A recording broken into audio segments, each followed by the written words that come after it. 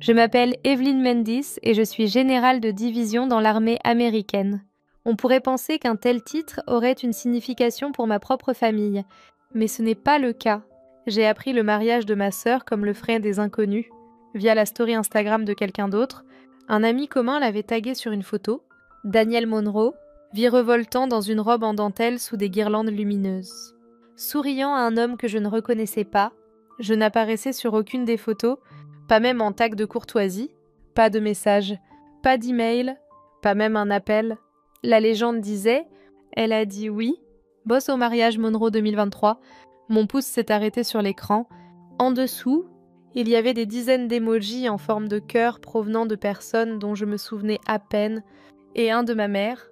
Mon père l'avait republié avec une légende sur la famille, l'héritage et l'amour.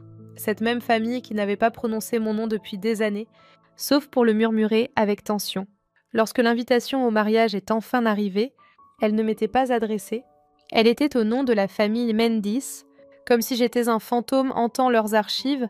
La note à l'intérieur était froide, formelle, stérile, pas de carte réponse. Juste un code QR et une ligne de ma mère. Si tu viens, porte du beige ou du gris, rien de voyant. Voilà comment j'ai été accueillie. Je n'avais pas l'intention d'y aller. Mais quelque chose a changé, parce que lorsqu'une famille fait autant d'efforts pour vous effacer, se montrer est peut-être la chose la plus forte que vous puissiez faire, et c'est exactement ce que j'ai fait. Ce qu'aucun d'entre eux ne savait, c'est que cette fois-ci, je ne serai pas seule. Et quand le moment est venu, un homme s'est levé du premier rang, m'a salué et m'a appelé « Major Général », et tout simplement, la salle serait tombée dans le silence. L'enveloppe est arrivée 3 jours avant le mariage. Elle était épaisse, de couleur crème, doublée de papier argenté et scellée d'un M doré en relief.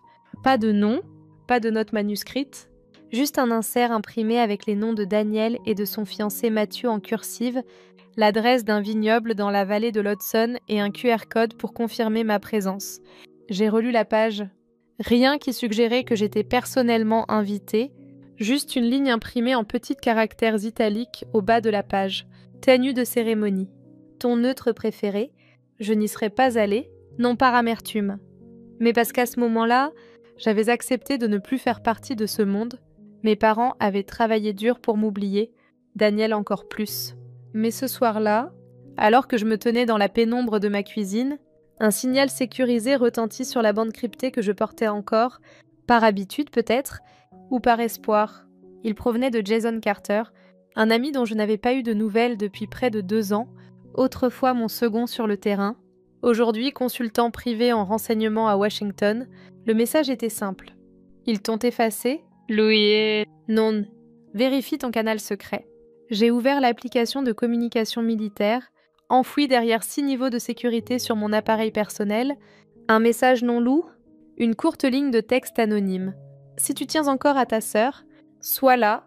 Quelqu'un la surveille déjà, je l'ai lu 2 fois, et soudain, ne pas y aller n'était plus une option. Le trajet jusqu'à Hudson Valley a été 4 heures de pur automne, des routes sinueuses à travers des feuilles craquantes, des collines dorées et une campagne soignée qui semblait sortie d'une carte postale. La famille Monroe n'avait pas lésiné sur les moyens, bien sûr. Je portais du gris ardoise, non pas pour faire plaisir à ma mère, mais pour disparaître. L'uniforme que j'avais gagné était plié à l'arrière de ma voiture, enfermé dans un sac à vêtements scellé. Personne ne m'a accueilli à mon arrivée. Le voiturier m'a salué poliment, a pris la voiture de location sans un mot et m'a indiqué le grand domaine devant nous, des colonnes de pierre, des arches couvertes de lierre et une tente blanche qui criait la richesse sans dire un mot. La table d'accueil se trouvait sous un lustre en cristal. 2 jeunes femmes équipées d'oreillettes tapotaient sur des iPads argentés. Une pancarte derrière elles indiquait « Bienvenue au mariage Monroe-Hartwell ». Je m'approchais, calme. Même une femme leva les yeux. Non, Evelyn Mendis. Ses doigts se figèrent. Elle fit défiler la liste, fronça les sourcils, puis tapa à nouveau. Plus lentement, « Je suis désolée, je ne vois pas ce nom sur la liste. Êtes-vous avec la famille Hartwell ? Je suis la sœur de la mariée. » Une pause. Elle jeta un coup d'œil à son collègue, qui s'éloigna immédiatement et revint avec une superviseuse, une femme vêtue d'un blazer noir ajusté, équipée d'un casque et arborant un sourire répété. « Mendes, dit-elle. Par ici, je vous prie. Pas d'excuses, pas d'explications, juste un demi-tour et une démarche déterminée. Elles ne me conduisirent pas vers la salle de réception principale, mais vers un vestibule latéral marqué, placé supplémentaire. Ma place était près de la sortie arrière, suffisamment loin pour ne pas être dans le champ de la caméra, mais assez près pour entendre la musique. Je m'assis sans un mot. 10 minutes plus tard, ma mère arriva, Judith Monroe, vêtue d'une robe blanche hivernale et parée de perles, avec un chignon français parfait. Elle m'aperçut, mais ne s'arrêta pas. Ce n'est qu'après être passée devant moi et avoir fait demi-tour qu'elle s'arrêta. « Tu es venue ?» dit-elle. « Oui. » Elle a regardé ma tenue, puis m'a adressé un signe de tête sec. « Au moins, tu t'es habillée correctement. » Pas de câlin, pas de chaleur. Juste une inspection, puis est arrivé mon père, Frank Monroe. Il a remarqué ma présence alors qu'il était en pleine conversation avec un garçon d'honneur, s'est arrêté, a hoché la tête une fois, comme pour saluer un porte-manteau égaré, et a continué son chemin. J'ai tourné mon regard vers l'autre côté de la pièce. Les invités commençaient à arriver. Même si Daniel n'était pas encore là, l'air était rempli de rire. De champagne, de lavande et d'une odeur de sucre brûlé.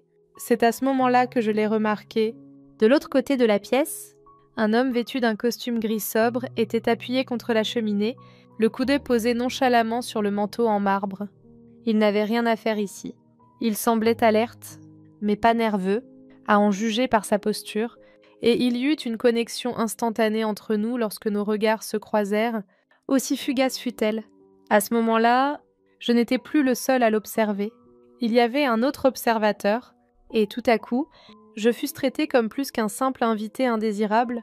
J'étais exactement là où je devais être, sa robe flottant derrière elle comme un nuage d'innocence soigneusement préservé.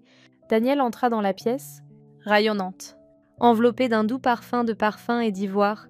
Son sourire semblait naturel et bien répété, comme si une caméra surveillait chacun de ses mouvements, comme si j'étais un inconnu assis trop près de la sortie.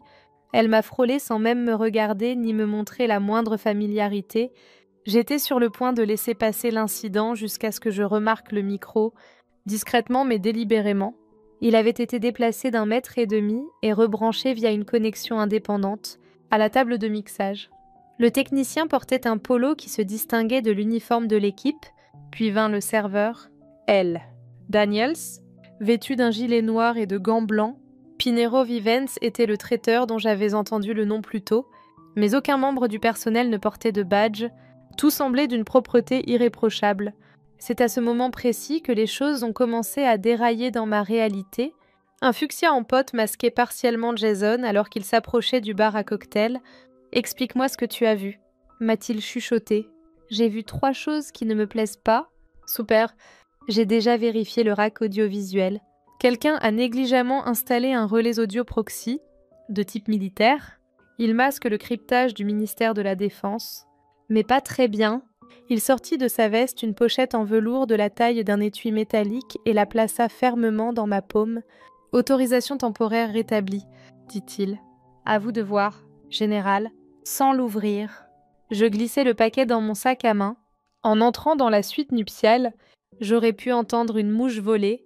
Daniel se tenait au milieu de la pièce, ajustant d'une main la délicate bretelle de sa robe, tandis que la douce lumière des bougies dansait sur les murs.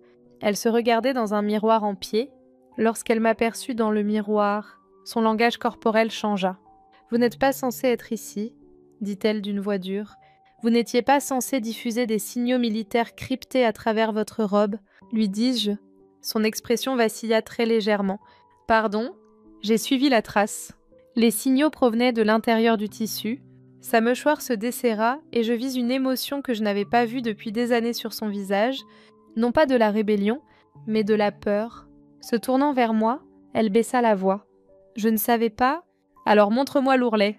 D'un non sec. Elle a rompu la communication.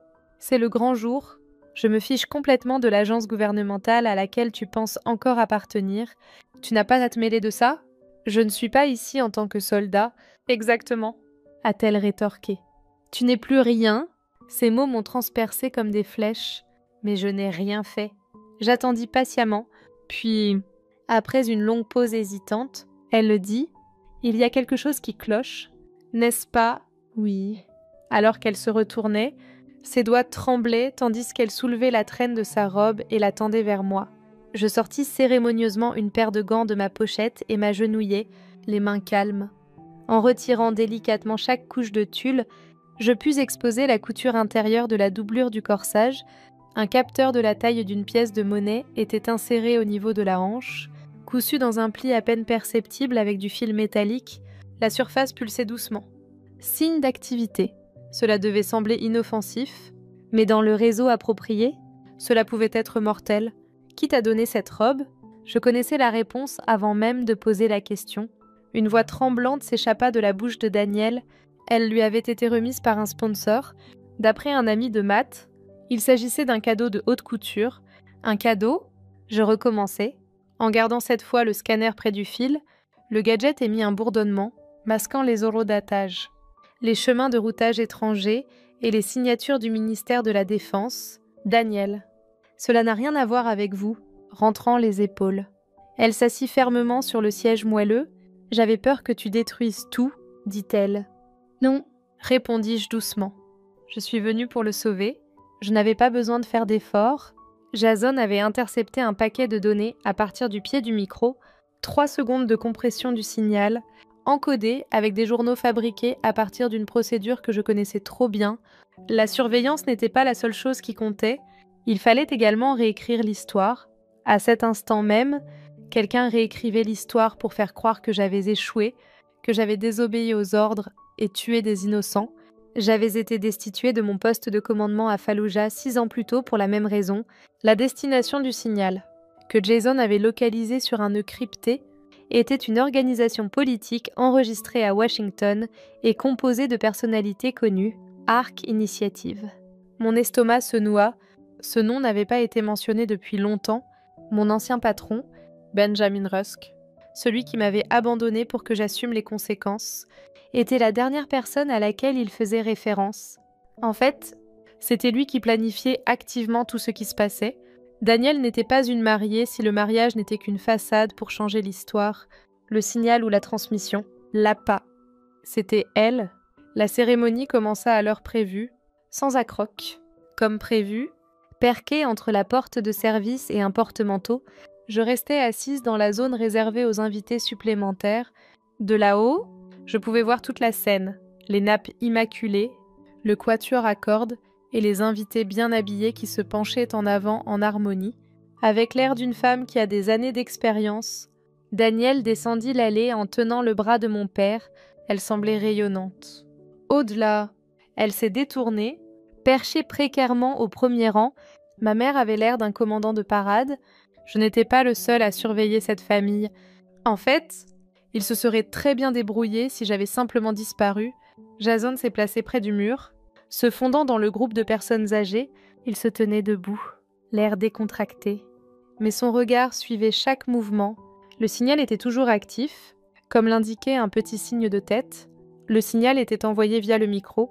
Il ne nous restait que quelques minutes, et le relais cousu dans les vêtements de Daniel continuait de vibrer.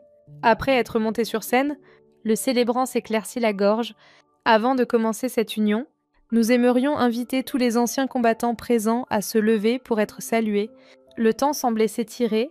Au 3e rang, Jason se leva, la cravate légèrement défaite et les paumes calmes. Il arborait un costume impeccable.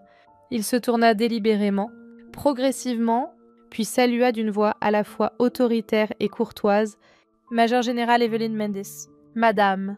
Tout changea. Cela se produisit avant que quiconque ne réagisse. Le tempo ralentit.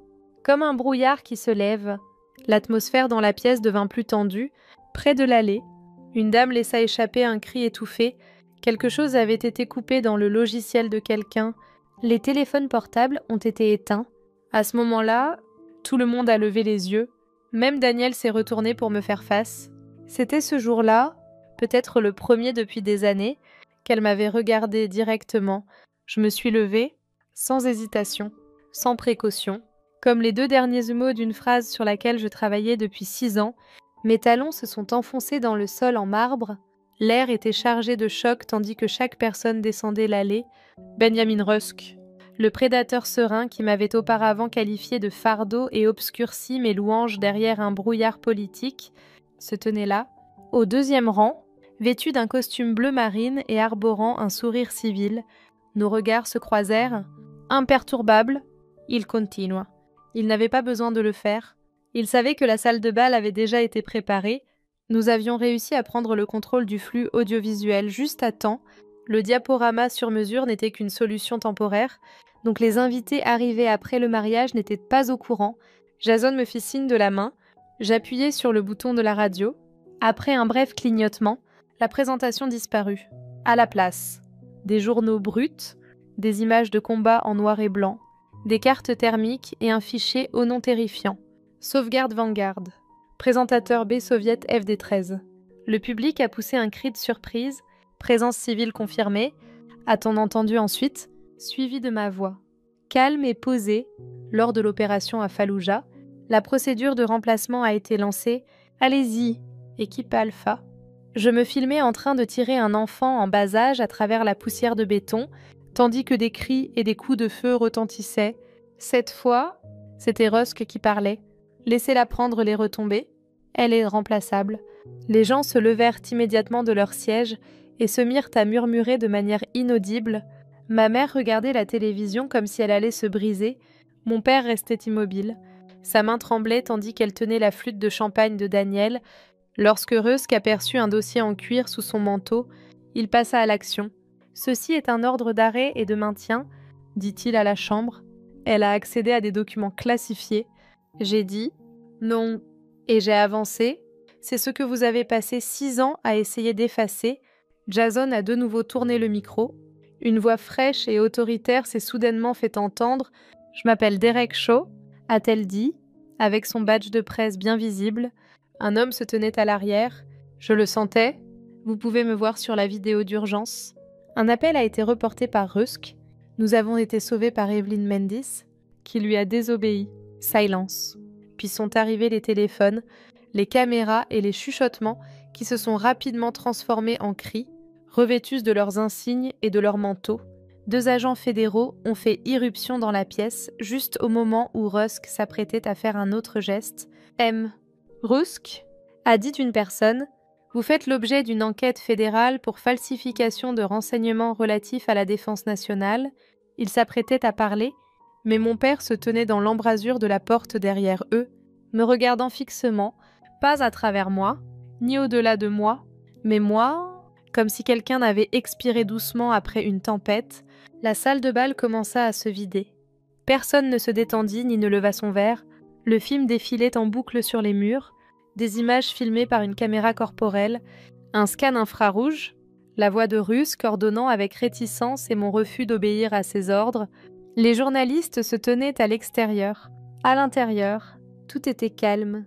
Rusk, la mâchoire serrée et le costume froissé, était affalé sur un fauteuil en cuir dans une pièce privée située derrière la réception. Au fil du temps, son pouvoir commença à s'amenuiser. Debout, les bras croisés, Jason observait depuis la fenêtre. Je me tenais devant Rusk, serrant l'ordinateur portable usé que j'avais récupéré quelques heures plus tôt dans les profondeurs du domaine, caché derrière un panneau de service, une note sandbox inaltérée. Intacte et sécurisée, elle contenait toutes les données authentifiées, y compris les fichiers Vanguard originaux, les journaux de la chaîne de commandement et les enregistrements audio. Il ne fit aucun effort pour m'appréhender. « C'est fini » réalisa-t-il. « Vous avez pari que je resterai silencieux » lui dis-je. « Mais le silence ne protège que les coupables. »« Il ricane ?»« Vous avez toujours été imprévisible. » Je répondis par un « non ». J'étais la vérité que vous ne pouviez pas contrôler. Je passai le dernier fichier, le journal 47B. « Si ça tourne mal, c'est elle qui prendra le coup », dit-il d'une voix d'une clarté effrayante. Enregistré quelques jours avant Fallujah, nous n'avons pas besoin de détruire le reste de l'état-major. La mâchoire de Rusk trembla. Il semblait tout petit pour la première fois. Une porte s'ouvrit derrière nous. 2 agents du FBI entrèrent. Quelqu'un me tendit un document plié qui disait « Dossier restauré. Autorisation d'urgence rétablie. Enquête ouverte. » Un sourire m'échappa. Non, ce n'était pas nécessaire. La vérité ne criait pas, elle murmurait doucement. Alors qu'il passait les menottes à Rusque et lui lisait ses droits, je jetai un coup d'œil vers l'entrée, les poings serrés. Mon père se tenait là, toujours vêtu de son costume de mariage. Même s'il restait silencieux, il continuait à regarder. Il regarda l'homme qui m'avait supprimé être finalement emmené hors de la pièce. Je restais moi aussi. La cuisine de la famille Monroe était complètement différente de la veille, mais elle ressemblait exactement à celle dont je me souvenais le lendemain matin. Une douce lumière dorée se répandait sur l'îlot rocheux. La cafetière émettrait quelques bulles. Sur le comptoir, un plateau de brioche à la cannelle fumante était intact. J'hésitais un instant à la porte avant de décider d'entrer ou non. Les cheveux lâchement tirés en arrière et sans maquillage, Daniel leva les yeux de la table. Ni sa robe de mariée ni l'espace entre ses yeux n'étaient là. « On t'a gardé ta place », dit-elle. Elle sortit la chaise d'angle usée, celle-là même où je m'asseyais près de la porte quand j'étais adolescent, et la mit de côté. Elle ne dit rien d'autre. Elle n'avait pas besoin de parler. Une fois assis, je me levai, les manches retroussées et le regard fixe mais fatigué. Jason sirotait une tasse de café à côté de moi, alors que je buvais ma deuxième tasse. Ma mère Judith y versa de la crème, exactement comme je le faisais avant la guerre, avant que les convenances ne rendent tout amères et sombres. Après avoir posé la tasse devant moi, elle s'approcha, ses doigts tremblaient légèrement. Elle dit « Tu es ridée ?» en passant ses doigts sur le revers de ma veste, comme pour apaiser un objet indéfini. Ses doigts s'attardèrent un instant, je restai silencieux. Je lui en avais donné la permission. Mon père fut le dernier à entrer, comme si quelque chose lui avait été enlevé la nuit précédente. Il semblait plus vieux à la lumière du jour. Il beurrait le pain avec une concentration silencieuse et restait muet. Cependant, son regard se posait régulièrement sur moi et restait fixé sur moi tout au long du repas. Il était simplement là, sans explication ni excuse. Cela suffisait. Comme si nous réapprenions nos rythmes respectifs, nous avons mangé en silence, sans que cela soit gênant ou irrespectueux. Des bruits de trampoline ont résonné sur le parquet pendant que je prenais mon petit déjeuner. Une petite fille, tenant quelque chose dans ses mains, a jeté un œil par-dessus le coin du canapé, et Daniel sourit. Evelyne. Je te présente Jenna, la nièce de Matt. Elle a passé la nuit ici. Jenna s'approcha prudemment et posa une petite broche en forme de marguerite sur la table à côté de moi, dont le centre était orné de perles. Mon père a dit que c'est grâce à toi qu'il est rentré à la maison. J'eus la gorge serrée. Je pris la broche, la cousis sur mon revers et acquiesçai. Alors ton papa est un homme bien. Un sourire illumina son visage tandis qu'elle se glissait dans le salon, dehors. La vie continuait comme d'habitude. Cependant, un changement subtil mais perceptible s'était produit dans cette cuisine. J'étais sortie de mon rôle de spectateur invisible. J'étais de retour. Cela faisait des années que je ne m'étais pas sentie à ma place à cette table, mais maintenant j'en étais sûre.